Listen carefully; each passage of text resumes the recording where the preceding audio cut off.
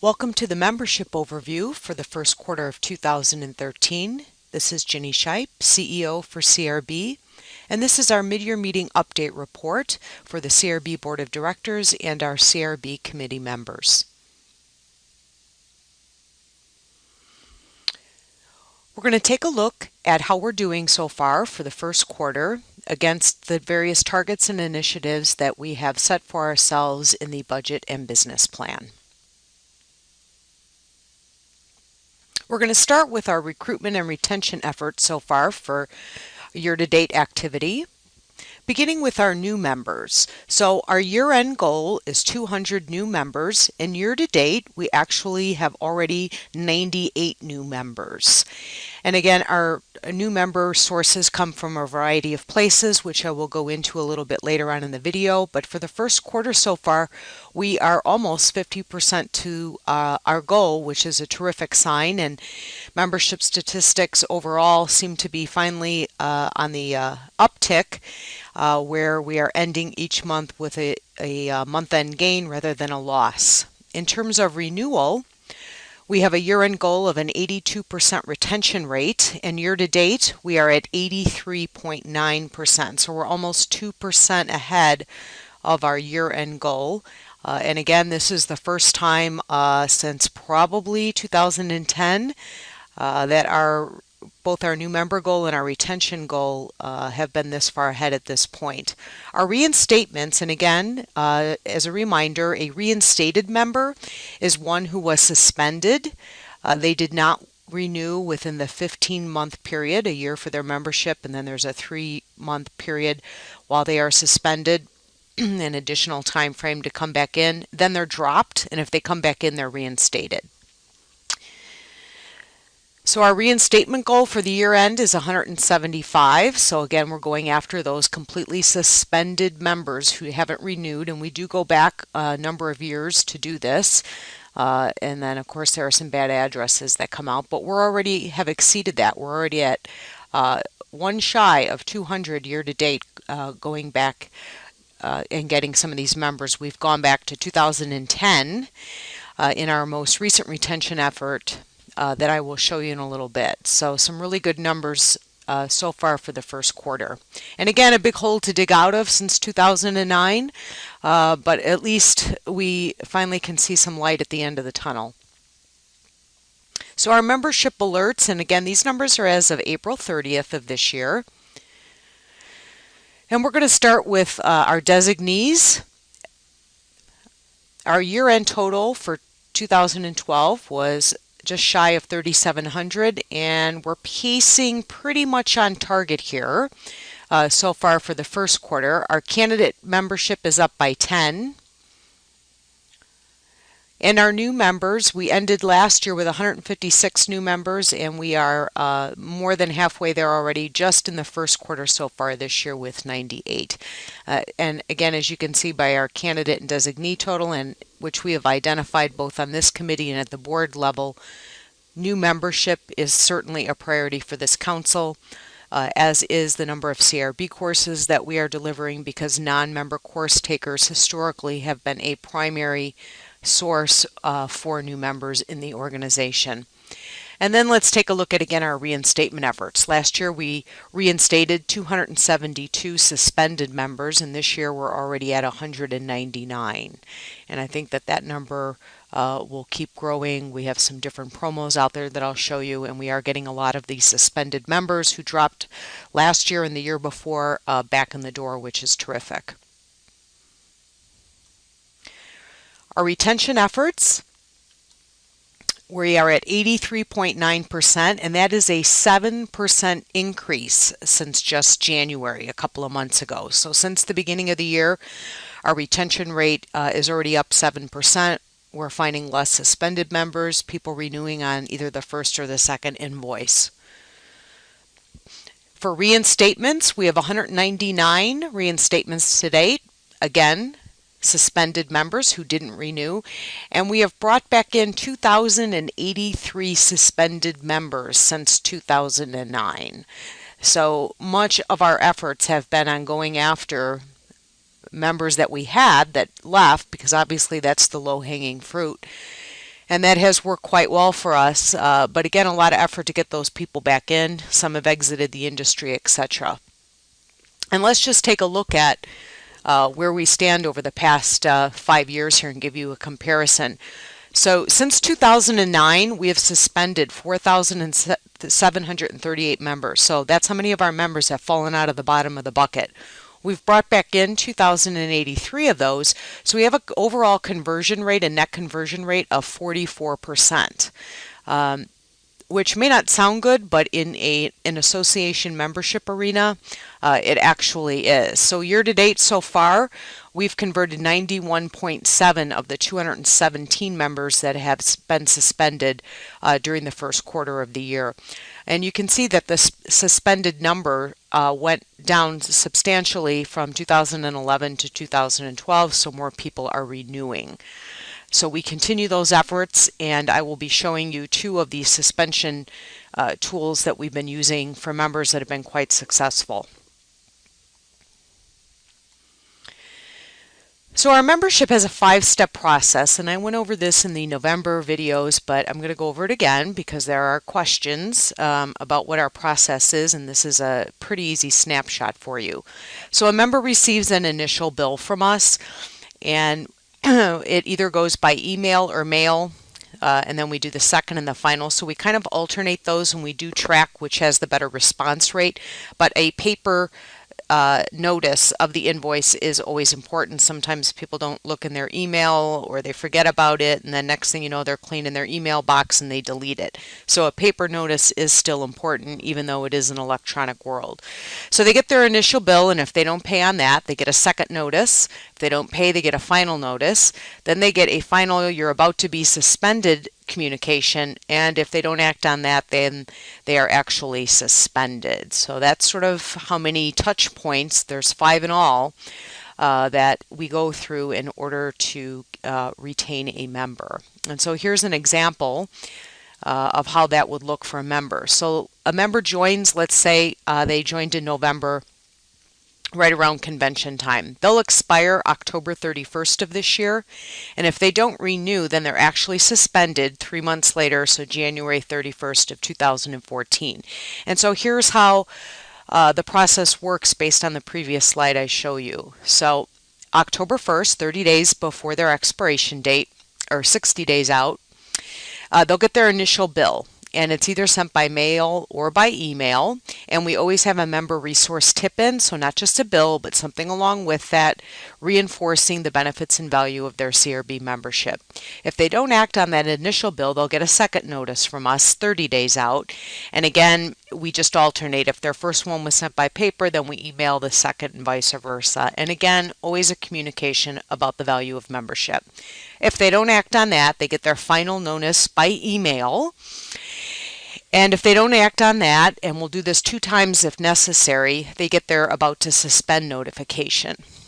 And then they always receive a personal phone call and a final mail piece that they are suspended. Sometimes people completely forget, they think they did and they didn't, etc. So we tend to have 2 types of members here. We have those who pay us 2 and 3 times and we have to issue refunds. Like, I'm not sure why you wouldn't know that you paid your dues twice within a month, but that happens frequently. And then we have the other group who thinks they paid but they really didn't. So it is a very time-consuming effort in terms of membership retention. Now let's look at recruitment. We talked about new members. Well, where does CRB get its members from?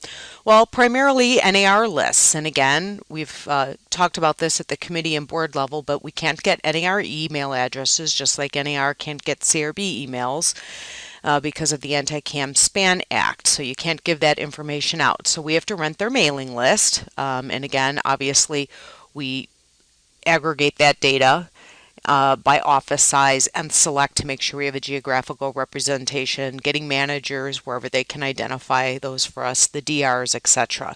So there's a lot involved once we get the NAR list, slicing and dicing it and deduping it against ours so we're not sending it to current members. But the NAR list is important because one requirement for earning the CRB designation is that you have to be a realtor or realtor associate member. So we do use the NAR lists. Our non-member course takers have always historically been a source of new members for the council. When the number of courses dropped off and the number of students moving through those courses each year, that had a major impact on our new members each year. So those two are very closely linked together, and that's why the importance of delivering CRB courses and the number of students attending those is crucial to our sustained membership growth. And then, of course, non-member purchasers, so those, for example, who registered for the Master Series that weren't members. So we have an email address from them that they had to use to register, and we can reach out to them. And then obviously our CRB chapters are important. They're the local network. So at their state association events and chapter functions that they're holding, they should be actively pushing CRB membership and helping us to recruit as well. And we do have incentives for our chapters just like we do for members who recruit members.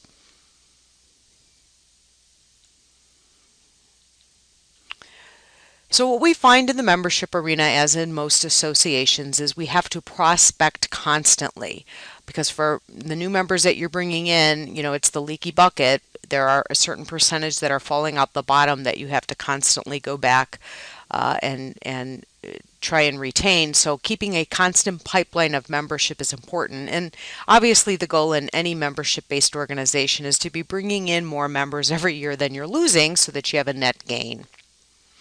And retaining members is obviously cheaper than bringing in new ones, and it is the low-hanging fruit, so to speak. So the recruiting initiatives, again, I talked about our direct mail, which is our only option when we are using NAR. They are our primary aggregate for members, since our members have to be NAR members. I talked to you about how we select those. We do our recruitment mailings twice a year, in February and June. Our non-member course takers, we can email when we get the rosters. Now sometimes there is a time lag there because we are reliant on those licensing organizations to submit those rosters in a timely manner so we can get those students entered into our system. But then we can email and or mail them an invitation to membership along with a promo code that they can enter, and that's how we are able to track the source of the new membership, which we do. We know where our new members are coming from. Prospects, again, all non-member purchasers, same thing. We can email to them with a promo code as well. And then exhibiting opportunities. So this year we exhibited at the RE/MAX 40th, I believe it was the 40th anniversary convention in Las Vegas. And we did an exhibit there with membership for them. And then we also exhibit at the NAR annual convention in November every year. So let's take a look at the collateral materials we have. And again, there's a PDF version of this on our website in a form that somebody can literally just type right on there if they want to, or they can print it out and fill it out with a pen.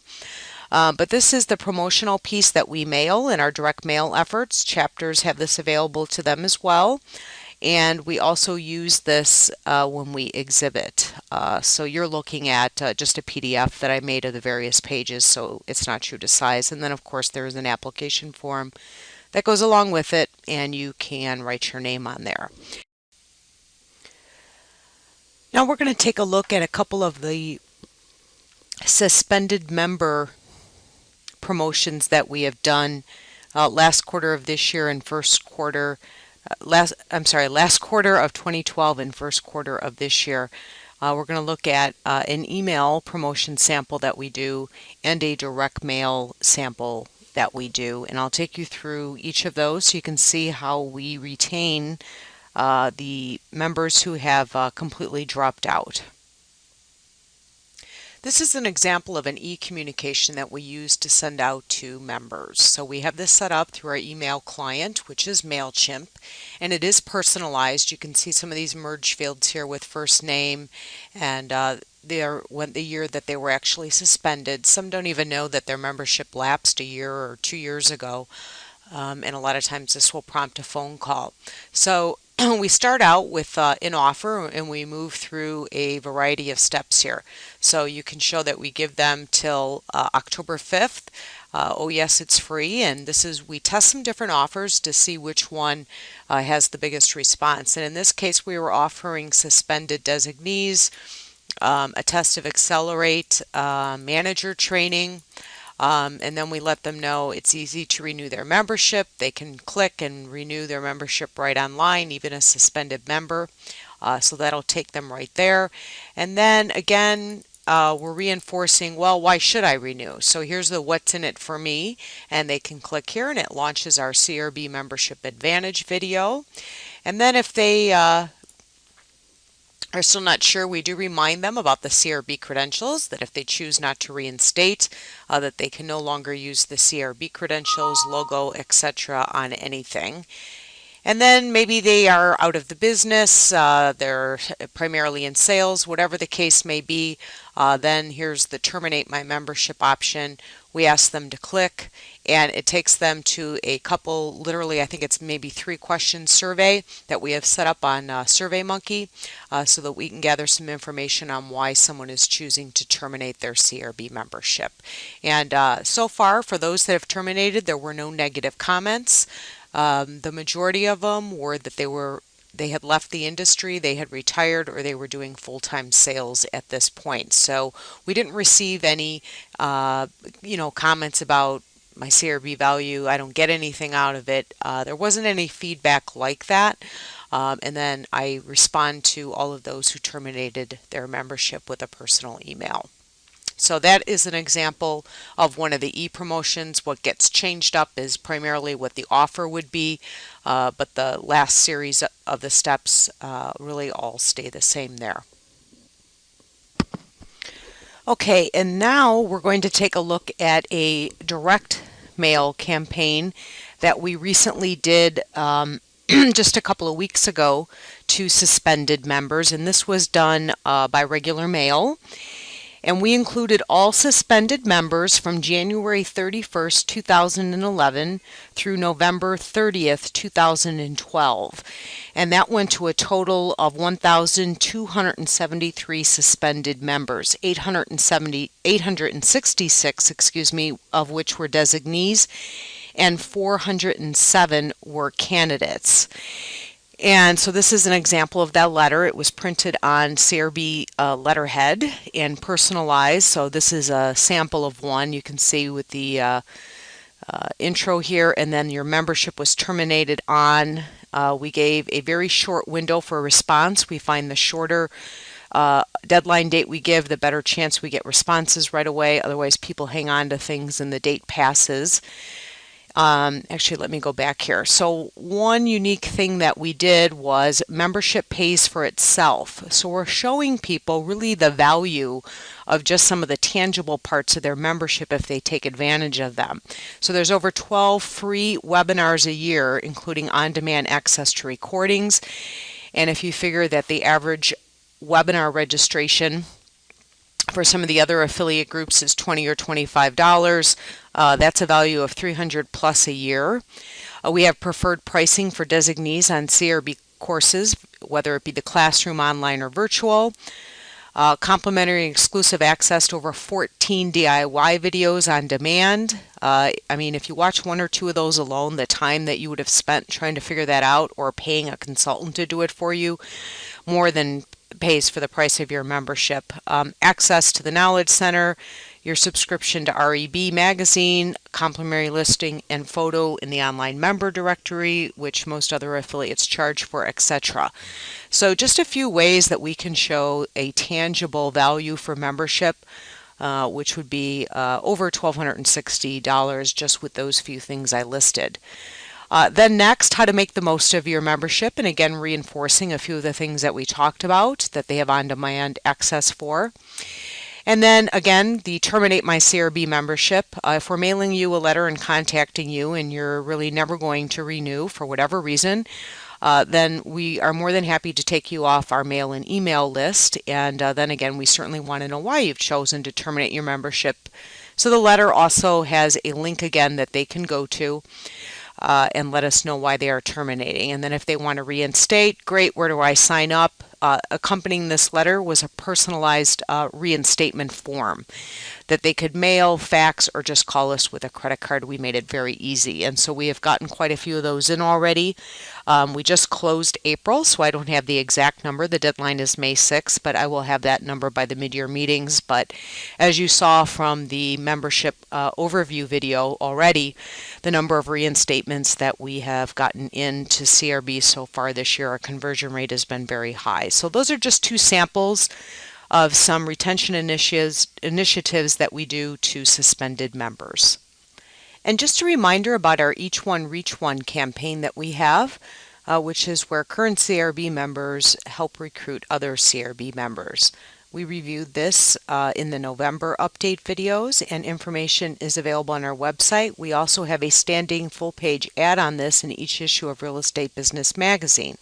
So for every new member that you recruit, you get $25 off your annual dues, up to $100 a year.